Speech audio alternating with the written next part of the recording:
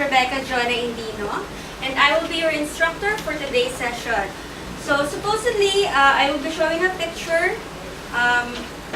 about the, obviously in the ambulance, there's this red one. So normally, when that one sounds, what does it signify? Emergency. Emergency, correct. And because of that, our topic for today is about responding to emergencies. And at the end of the session, at the end of the session, you as the students should be able to explain the meaning of emergency and discuss the steps on how to respond to an emergency using the REACT or REACT acronym. Is that clear? Yeah. Okay, so what is an emergency? When you see the word emergency, what comes into your mind? Danger.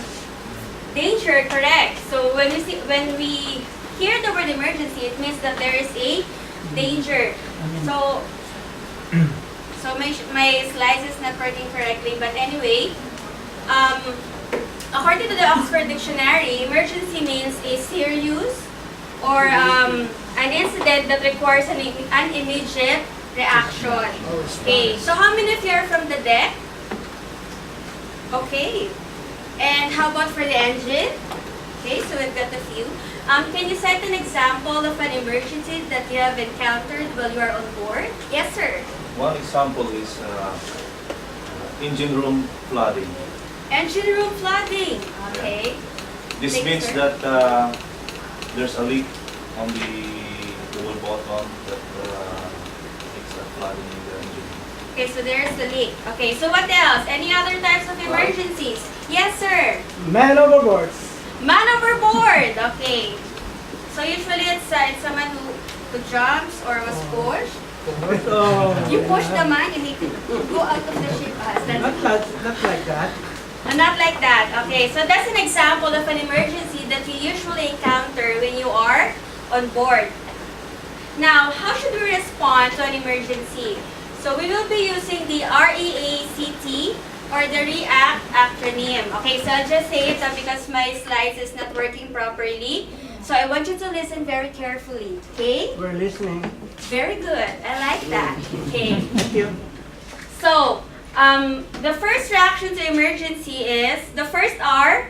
Any idea what will be the first R? Yes, sir. I hear a word. Response. Do you response right away? What should be the first one? Rescue. Is it review? Review. So you have to review the emergency? Yes, sir. Sorry.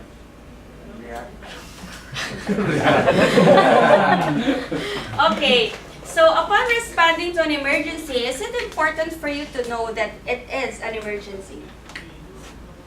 Yes. Yes. So letter R. Yes, sir. Recognize. Yes, very good. So R is recognize an emergency. Okay, so what are the usual signs that there is an emergency? Vital. Do you hear screams? No. Do you hear No. sounds? Yes, sir. As the scene itself, you can recognize whether if the person is lying on the ground or just a physical Overview. overview. Okay. So upon recognizing that there is an emergency, your next step would be, should I go directly to the emergency location? No? So what should I do first? Evaluate Very good. So you have to evaluate what? the situation. Yes. So very good, sir. So first is you have to evaluate the... No, it's not working. Okay, anyway. So you have to evaluate the scene. You have to evaluate the environmental safety. Is your safety important as the responder? Yes. Yeah, so you should mind your own safety first before rescuing, before helping others.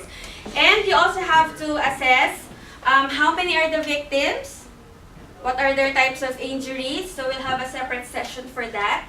And then, after assessing the emergency situation from a distance, what should be my next step?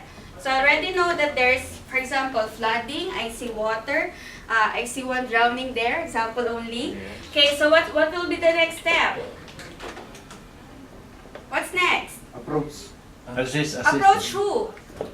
The victim. Yes, you should approach the victim. So it's now time for you to assess the victim. So you go near, you inspect.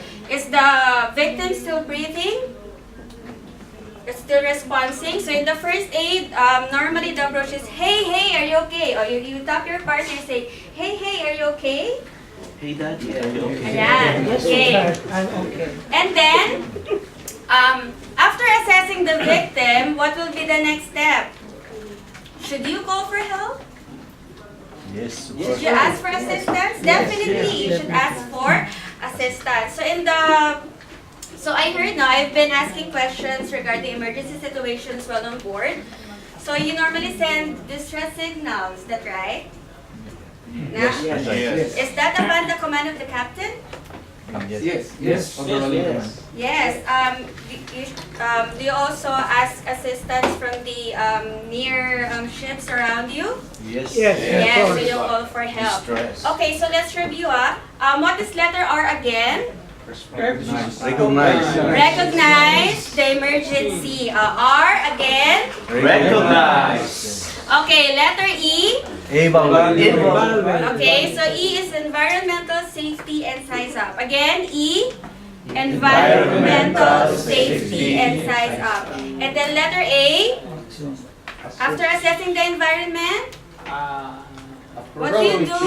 You assess the victim. And then letter C. Call for. You call for help. Then what do you think is letter T? Transfer time out. Transport. You transfer. Okay, so letter T, it's now time for you to treat the victim. Okay, so letter T is to treat the victim. So it is safe. It is safe to move the victim upon saying that, oh, he's severely bleeding. I should move him out. No, Why?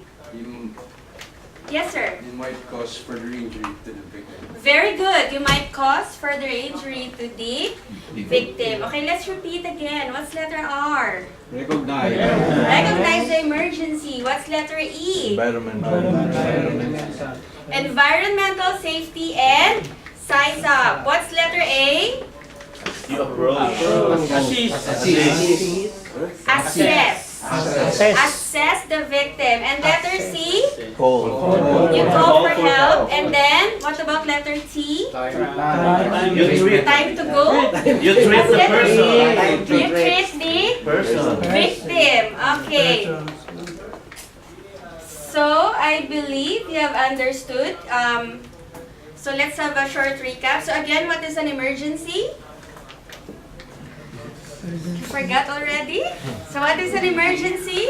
It's a danger. It's a dangerous situation that might require a what? Assistance. Assistance or an immediate action.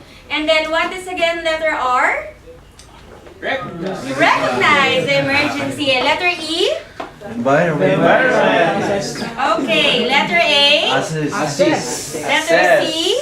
Call for help. And letter T. Time to You treat the person. You treat, not retreat ha, you treat the victim. Okay, so during emergency situations, it is very important for us to remain calm so we can think properly. Okay, and always mind for your own safety. So are there any questions, gentlemen? You have no more questions? So you have no more questions? I would like to thank you all for giving me the opportunity to finish this presentation, and goodbye. Oh.